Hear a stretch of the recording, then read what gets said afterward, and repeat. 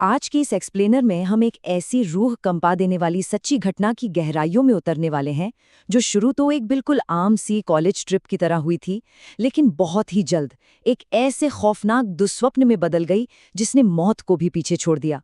हम बात कर रहे हैं गुजरात के शापित दुमास बीच की, एक ऐसी जगह जहां दिन के उजाले में भी एक अजीब सी मौत जैसी खामोशी हवा में तैरती रहती है। 5 दोस्तों ने वहां जाने का प्लान बनाया, बस मजे करने के लिए। लेकिन उन्हें इस बात का रत्ती भर भी अंदाजा नहीं था कि वो किस भयानक हकीकत की तरफ अपने कदम बढ़ा चुके हैं, और वो रात उनकी जिंदगी की सबसे खौफनाक रात बनने वाली है। जरा इस चेतावनी को ध्यान से सुनिए। जो कोई तमाने रात्रे दुमासामाम नामाती बोलवे तो पाचाला पारी ने जोसो नाही। इसका सीधा और खौफनाक मतलब ये है कि अगर दुमास में रात के वक्त कोई आपका नाम लेकर आपको पुकारे तो भूलकर भी पीछे मुड़कर मत देखना। अब ये कोई आम कहावत नहीं है। ये मयूर की दादी के वो आखिरी शब्द थे जो उन्होंने सालों पहले अपने अचानक गायब होने से ठीक पहले कहे थे। ये शब्द इस बात का बहुत बड़ा सबूत है कि उस काली रेत के नीचे सदियों पुराना एक ऐसा गहरा राज दफन है जो आज भी वहां भटकने वालों का शिकार करता है। वक्त के इस भयानक खेल को जरा समझिए। शाम के 4 बज रहे थे, बीच पर अच्छी खासी भीड़ थी और सब कुछ एकदम नॉर्मल लग रहा था। लेकिन जैसे ही सूरज ढलना शुरू हुआ, ठीक 6 बजे, अलगाव और एक अनजाने खौफ का वो खूनी खेल शुरू हो गया जिसने उन्हें पूरी दुनिया से एकदम काट दिया। और फिर रात के 12 बजे, ये वो वक्त था जब शैतान खुद अपनी चरम सीमा पर पहुंच गया। एक हंसती खेलती दोपहर कितनी तेजी से मौत के खौफनाक तांडव में बदल सकती है, ये पूरी घटना उसी की एक दहला देने वाली तस्वीर है। तो चलिए अब जरा ये समझते हैं कि इस मनहूस जगह की डरावनी असलियत क्या थी और उस काली रेत के नीचे आखिर ऐसा क्या छिपा था। जब वो 5 दोस्त मयूर, कुशल, नील, रिया और आरव बीच पर पहुंचे तो वहां का माहौल किसी मेले से कम नहीं था। बच्चे आसपास खेल रहे थे, लेकिन तभी रिया ने बड़ी मासूमियत से एक ऐसा सवाल पूछा जिसने उस खुशनुमा धोखे को पल भर में चीर कर रख दिया। यहाँ की रेत इतनी काली क्यों है?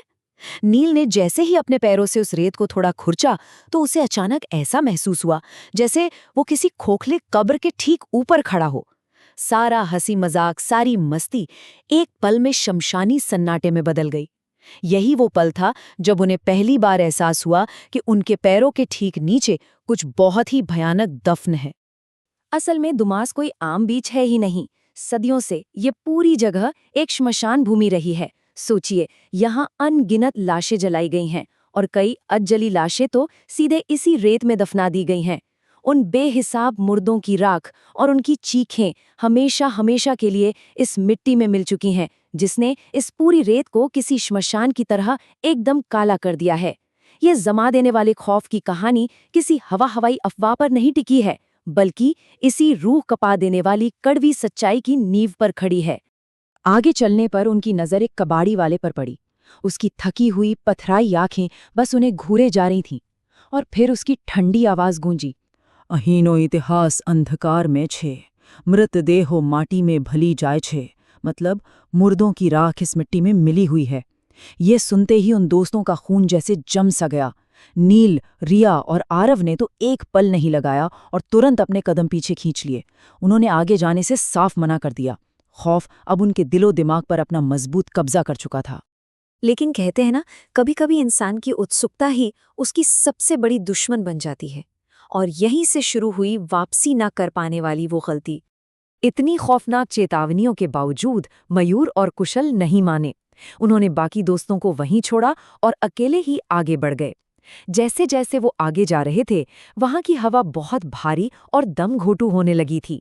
तभी एक पुरानी टूटी फूटी इमारत के मलबे पर उन्हें लोहे की एक जंग लगी हुई नेम प्लेट दिखाई दी, जिस पर लिखा था, दुमास बीच शमशान भूमि अधिकृत क्षेत्र।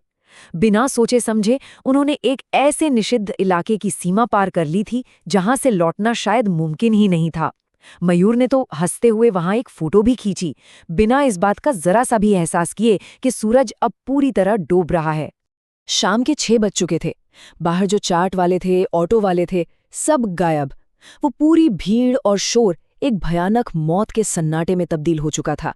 और जब उन दोनों ने वापस लौटने की कोशिश की तो रास्ते का नामो निशान तक नहीं था। वो जितना आगे चलते ऐसा लगता कि बीच खत्म ही नहीं हो रहा है। ऐसा लग रहा था जैसे वो एक ही जगह पर गोल गोल घूमे जा रहे हैं। चारों तरफ बस काली रेत, हड्डियों को कंपा देने वाली ठंडी हवा और घना अंधेरा। वो एक ऐसी अंतहीन काली भूल-भुलैया में फंस चुके थे जहां से बाहर निकलने का हर एक दरवाजा बंद हो चुका था। अब तक घबराहट अपने चरम पर पहुंच चुकी थी। उन्होंने कांपते हाथों से अपने दोस्तों को फोन करने की कोशिश की, लेकिन कॉल बीच में ही कट गई। कुशल का फोन तो पहले ही डेड हो चुका था और मयूर के फोन की स्क्रीन पर किसी मौत के फरमान की तरह सिर्फ और सिर्फ 1% बैटरी चमक रही थी। बाहरी दुनिया से उन्हें जोड़े रखने वाला वो आखिरी धागा भी अब टूटने वाला था। रोशनी छिनने वाली थी और वो उस अंधी बर्फीली रात में बिल्कुल अकेले रह गए थे। जो मनोवैज्ञानिक डर अब तक उनके दिमाग से खेल रहा था, वो अब रात के अंधेरे में एक असली और खौफनाक शिकार में बदलने वाला था। वो दोनों अपनी जान बचाने के लिए पागलों की तरह बेतहाशा भाग रहे थे और तभी अचानक हवा में एक मुलायम सी आवाज गूंजी, कुशल। फिर एक और आवाज आई जिसने मयूर के खून को सच में बर्फ कर दिया। मयूर, तुम क्या छो? और जानते हैं सबसे भयानक बात क्या थी? ये कोई और नहीं, मयूर की उसी दादी की आवाज थी जो 8 साल पहले रहस्यमयी तरीके से गायब हो चुकी थीं। दादी की वो पुरानी खौफनाक चेतावनी अब कोई कहावत नहीं रही थी, बल्कि एक सजीव शैतान बनकर उस घने अंधेरे में उनके ठीक सामने खड़ी थी। कांपते हुए हाथों से कुशल ने आखिरी बार अपने फोन की स्क्रीन देखी। उस पर रात के ठीक 12 बज रहे थे और उसी पल वो स्क्रीन हमेशा के लिए काली पड़ गई। 12 बजते ही ऐसा महसूस हुआ जैसे नर्क के सारे दरवाजे एक साथ खोल दिए गए हों। अब वो सिर्फ इंसान नहीं थे, बल्कि उस घने अंधेरे और शैतानी ताकतों का पूरी तरह से शिकार बन चुके थे। बुराई अब पूरी तरह आजाद थी। इसके बाद जो हुआ उसने उनके होश पूरी तरह उड़ा दिए। एक एक करके खौफनाक चीजों का ऐसा हमला हुआ जिसे दिमाग बर्दाश्त ही नहीं कर सकता। अचानक 10-12 कुत्तों के दर्दनाक रोने की आवाजों ने उन्हें चारों तरफ से घेर लिया। फिर हवा में अचानक से सड़े हुए मांस और जलती चिताओं की ऐसी बदबू फैल गई जिसने उनकी सांसें ही घोट दी। दूर अंधेरे से लपटे उठी और राम नाम सत्य है जपती हुई एक प्रेतवादित अंतिम यात्रा धीरे धीरे उनकी तरफ बढ़ने लगी। और तभी समुंदर की गहराइयों से एक बहुत ही विशाल, अजीब सी चमकती हुई शैतानी आकृति उठ खड़ी हुई। इस खौफनाक तांडव ने उनके दिमाग की सारी नसें जैसे फाड़ कर रख दी और वो दोनों वहीं उस काली रेत पर बेहोश होकर गिर पड़े। उस भयानक रात का मंजर तो सुबह होते ही खत्म हो गया, लेकिन इसका जो असर बाकी रहा वो शायद मौत से भी बदतर था। अगली सुबह जब उनके बाकी दोस्तों और पुलिस ने उन्हें ढूंढा तो वहां का नजारा रात के उस खूनी तांडव से बिल्कुल उलट था, एकदम शांत। वो दोनों समंदर के किनारे मिले, ठंड से पूरी तरह जमे हुए, बेहोश और शमशान की उस मनहूस काली रेत में ऊपर से नीचे तक सने हुए। उन्हें तुरंत वापस घर ले जाया गया। दवाइयों और इलाज से उनका शरीर तो जैसे तैसे बच गया, लेकिन उनकी रूह को उस रात के खौफनाक पंजों ने हमेशा हमेशा के लिए नोच लिया था। तो जरा सोचिए, क्या जलती हुई चिताओं की वो सड़ांध कभी सच में खत्म होती है? आज इतने वक्त बाद भी मयूर अक्सर रात को अपनी नींद से चीख कर उठता है, क्योंकि उसे अपने बंद कमरे में अचानक जलती हुई लकड़ी और मांस की वही खौफनाक बदबू फिर से महसूस होने लगती है। क्या कुछ जगहें सच में अपने खौफनाक अतीत को कभी नहीं छोड़ती? क्या वो वहां जाने वालों को हमेशा के लिए शापित कर देती हैं? इस रूह कंपा देने वाली दास्तान के बाद ये फैसला अब आप खुद कीजिएगा।